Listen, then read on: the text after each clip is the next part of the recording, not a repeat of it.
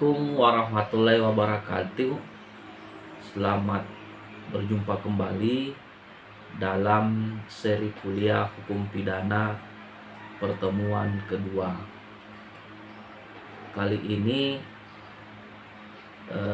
pertemuan yang kedua ini saya akan membahas 5 materi, yaitu pengertian ilmu hukum pidana, objek ilmu hukum pidana, sifat hukum pidana, tujuan hukum pidana, dan yang kelima tujuan pidana.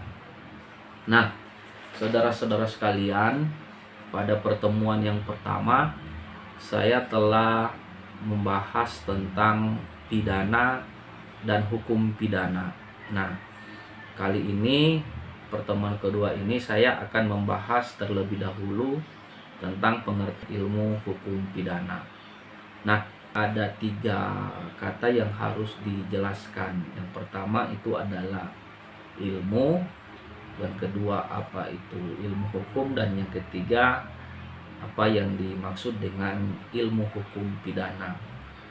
Nah, saudara-saudara sekalian, saya akan mencoba menjelaskan tentang ilmu sebagai hasil pemikiran yang memberikan perhatian khusus terhadap ide-ide pokok dan pengetahuan dasar mengenai sesuatu. Nah, mengenai sesuatu apa? Nah, karena ini yang kita bicarakan adalah menyangkut masalah pengetahuan atau ilmu hukum pidana, maka maksud persoalan mengenai sesuatu ilmu itu adalah ilmu hukum pidana. Nah, yang kedua, pengertian hukum adalah studi yang meliputi karakteristik esensial pada hukum dan kebiasaan yang sifatnya umum pada suatu sistem hukum yang bertujuan menganalisis unsur-unsur dasar yang membuatnya menjadi hukum dan membedakannya dari peraturan-peraturan lain. Nah, inilah yang dikatakan oleh ilmu hukum. Nah, yang berikutnya yang dimaksud dengan ilmu hukum pidana. Nah, karena ini yang kita pelajari adalah pengertian dari ilmu hukum pidana, ilmu pengetahuan yang menerangkan dan menjelaskan hukum pidana. Nah, jadi yang dipelajari di sini ada 2 bentuk gitu ya. Jadi pidana secara sempit dan ilmu pidana secara meluas. Nah, bagaimana hukum pidana secara sempit itu? Maka pidana yang secara sempit, maka kita akan pelajari pidana yang berlaku atau hukum pidana positif, atau namanya ius constitutum. Jadi yang kita pelajari hukum pidana secara sempit itu adalah hukum pidana yang berlaku sekarang. Nah, yang kedua adalah ilmu hukum pidana yang secara luas atau biasa dinamakan ius constituendum. Apa itu? Adalah ilmu hukum pidana tidak sebatas pada norma yang dilanggar saja, tetapi juga membahas mengapa terjadi pelanggaran atas norma-norma. Nah, bagaimana upaya agar norma itu tidak dilanggar, dan mengkaji serta membentuk hukum yang dicita-citakan. Nah, saudara-saudara sekalian, dari pengertian pidana yang secara sempit dan secara luas ini, maka secara kekinian ini bisa kita lihat konteks di Indonesia. Misalnya kalau kita belajar hukum pidana secara sempit, maka yang kita lihat sekarang adalah Kitab Undang-Undang Hukum Pidana sekarang dengan juga Kitab Undang-Undang Hukum Acara. Nah, itu adalah hukum pidana secara positif karena sekarang berlaku. Nah, tetapi kalau kita melihat hukum pidana secara meluas atau secara luas atau ius constituendum, maka sekarang juga terjadi di Indonesia karena pakar kita ini merancang Kitab Undang-Undang Hukum Pidana yang baru. Nah, di dalam Kitab Undang-Undang Hukum Pidana yang baru prinsip-prinsip dan filsafat Pancasila kita menggunakan.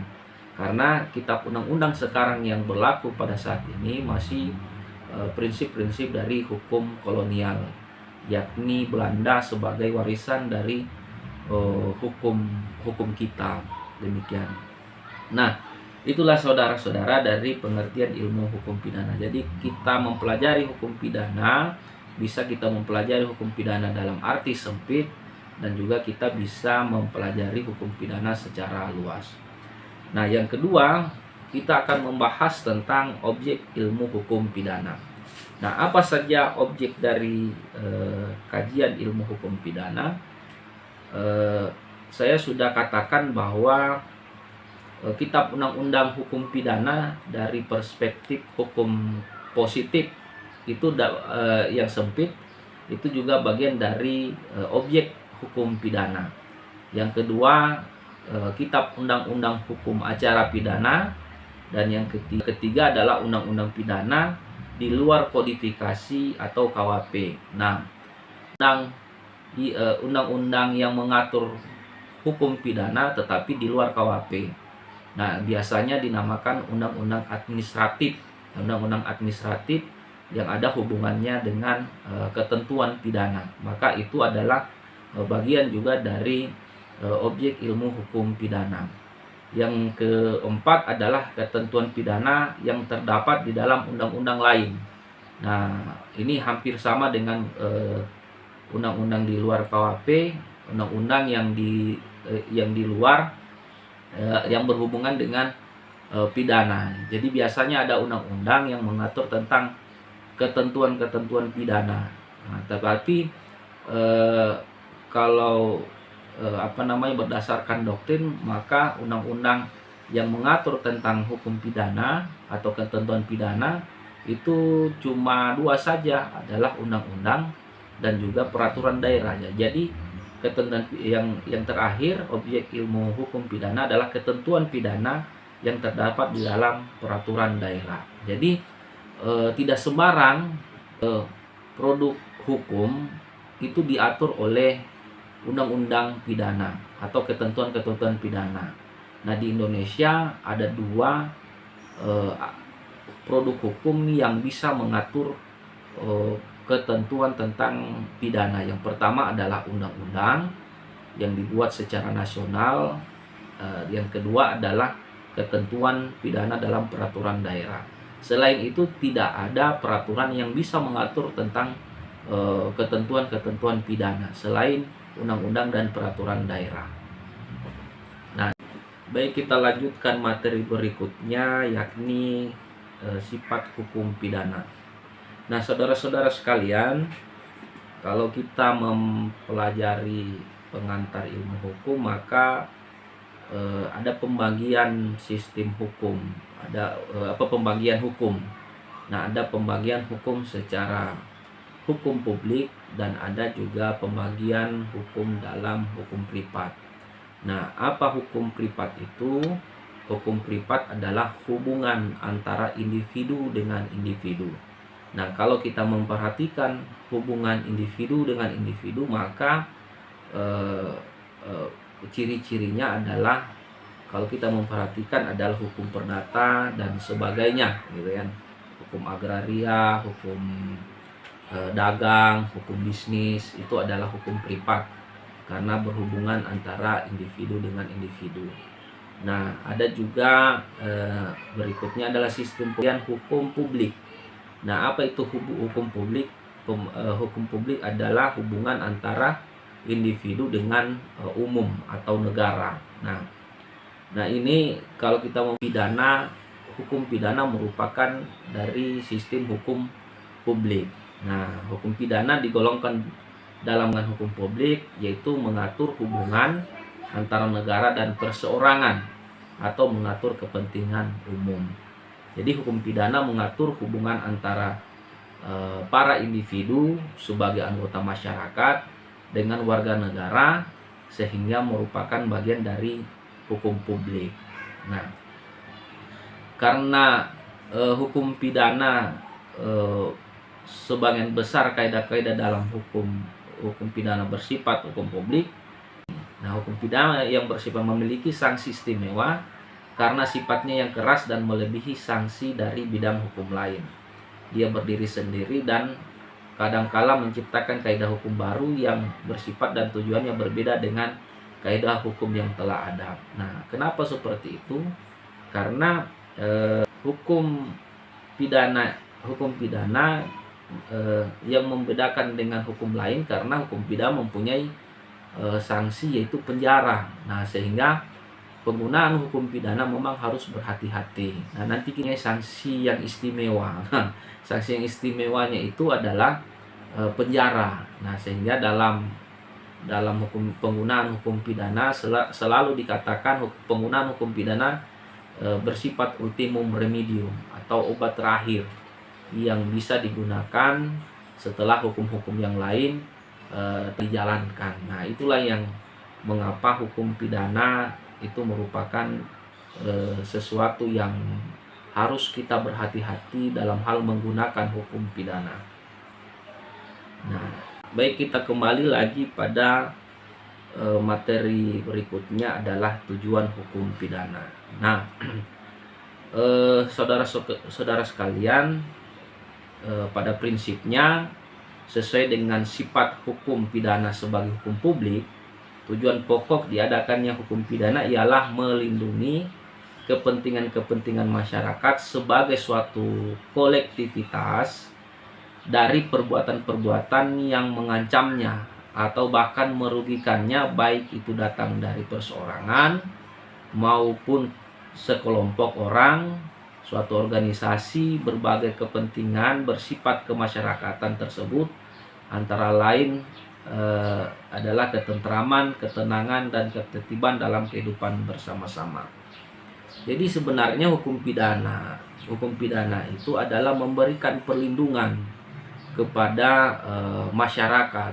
Nah, sehingga masyarakat dalam beraktivitas itu tidak ragu bahwa negara memberikan perlindungan, sehingga hukum pidana diciptakan untuk melindungi kepentingan bersama atau kehidupan bersama.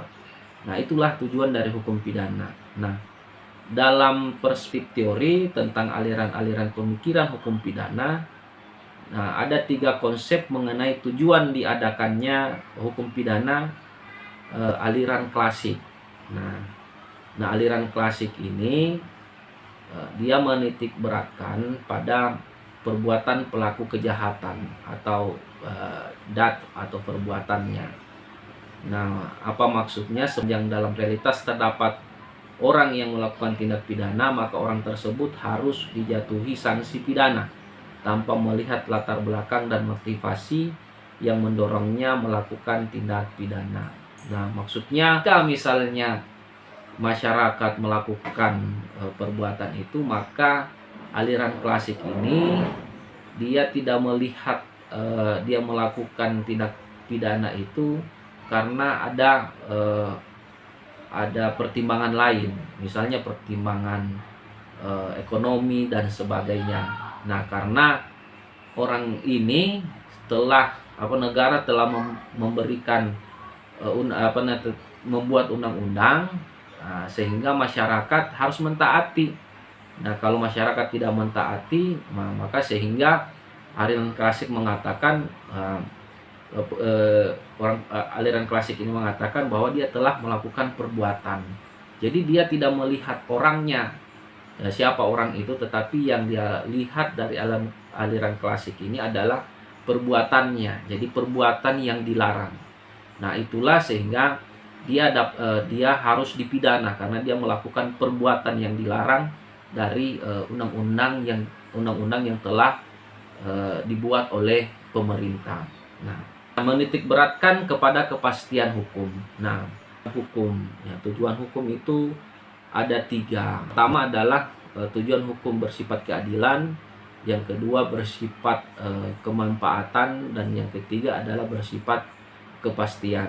Nah, jadi aliran klasik ini dia tidak melihat tentang yang tadi adalah orangnya, apakah orangnya itu dia lapar kah atau bagaimana, tapi karena dia melakukan perbuatan yang dilarang, sehingga rasa kepastian ini harus diberikan kepada orang yang melakukan perbuatan, misalnya perbuatan mencuri, maka dia tidak melihat apakah dia mencuri, pencuriannya itu karena untuk makan atau tidak. Yang jelas dalam aliran klasik ini konsepnya adalah konsep perbuatan seseorang itu yang dilarang harus diberikan sanksi.